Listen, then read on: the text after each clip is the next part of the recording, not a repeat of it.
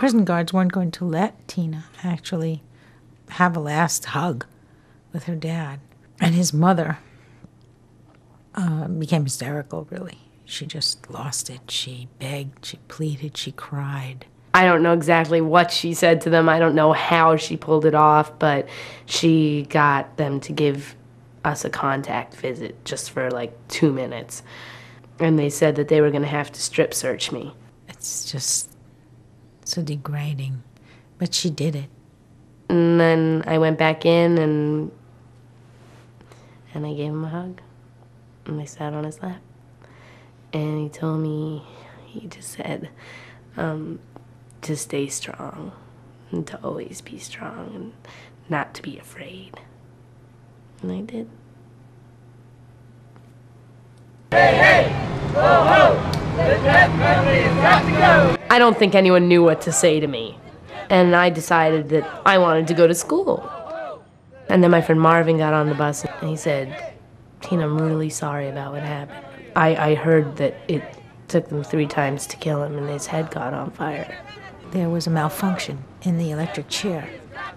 So for 15 minutes, they jacked him up with jolt after jolt of electricity and watched him literally fry. I can't be angry at them anymore, but when you talk about it, I mean, there's a certain sense of anger that I feel. There's nothing I can do about it. I mean, of course, I can fight. That's why I'm on this journey. This is what I can do about it. But I can't bring my father back. They can't bring my father back. You know, they can't take away what they've done. The ones that we have killed in prison, I do feel that we have done the right thing. You have to believe when someone's been found guilty and put on the death row that they deserved it. That's what our judicial system mandates. Don't knock the system when it's working. There are times when it doesn't exactly work, when sometimes is it okay to sacrifice sometimes an innocent one? Get out and vote. Yeah, that's what we're trying to have people do. We're trying to educate them so they'll know. I got one, you got one, we'll just go at it. But is it okay? Is that acceptable that sometimes we make a mistake? That happens.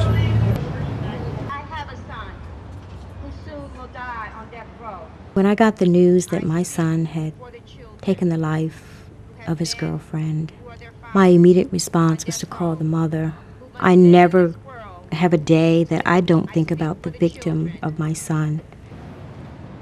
Because see, having a son on death row does something to a mother. You know, it makes her reach way back and wonder, what did I not do right?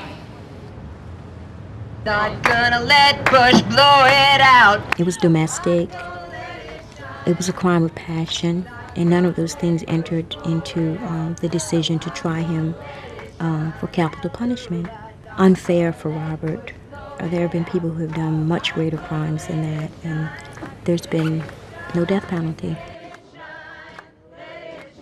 It's not something you expect to happen to you. All of us think that we can be the victim, but most of us never think the perpetrator can be somebody we love. Robert was my compassionate boy. He was not the person that I thought. I'd be visiting behind a cell door and maybe watch him strapped to a gurney. Let it shine, let it shine, let it shine. If anybody's got any particular encounters that they'd like to share, I think this would be a good time to do that. I think one of the things that this whole organization has been dwelling on and not so successful at is getting more blacks involved in the movement, because it is more blacks on death row and in prison. And it is the black community that is less likely to become involved in this movement.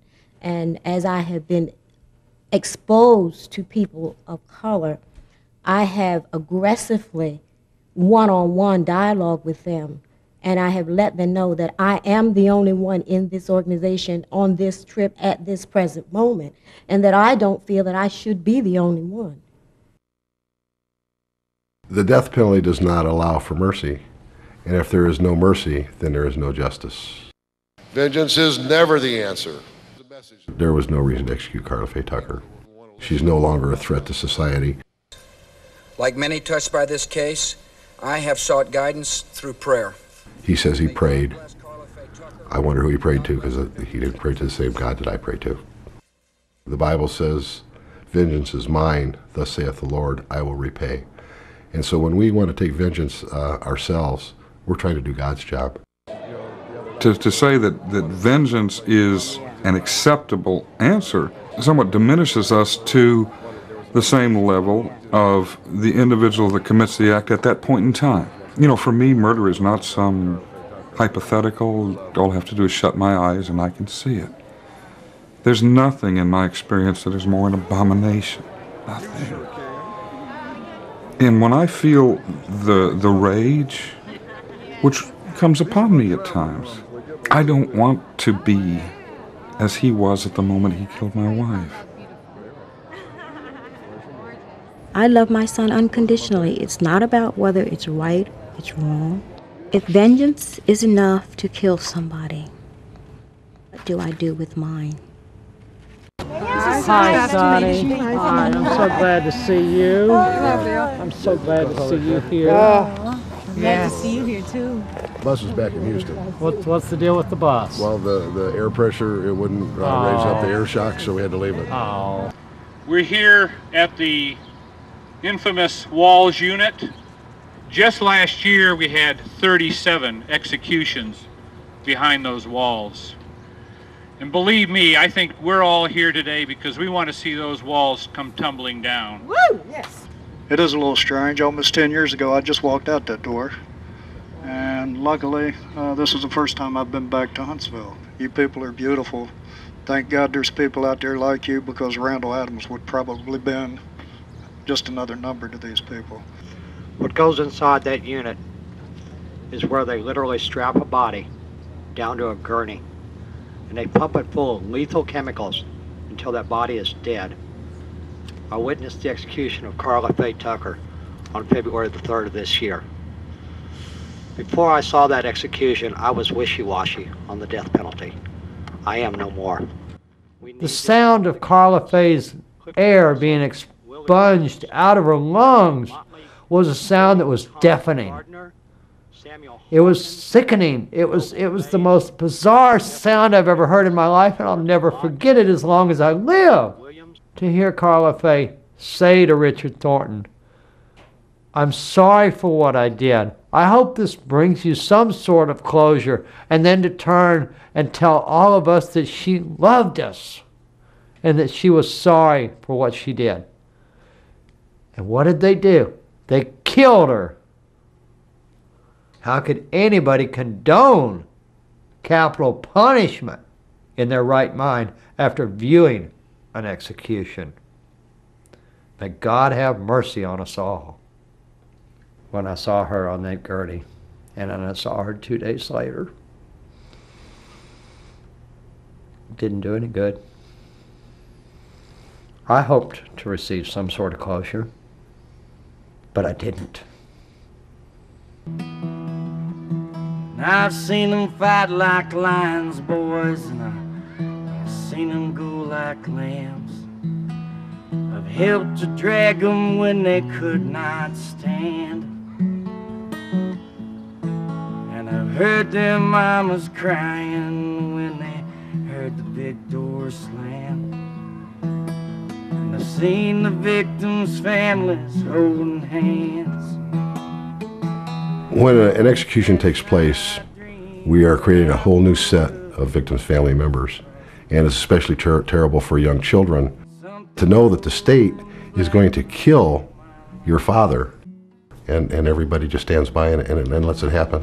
But he don't live on Ellis Unit 1.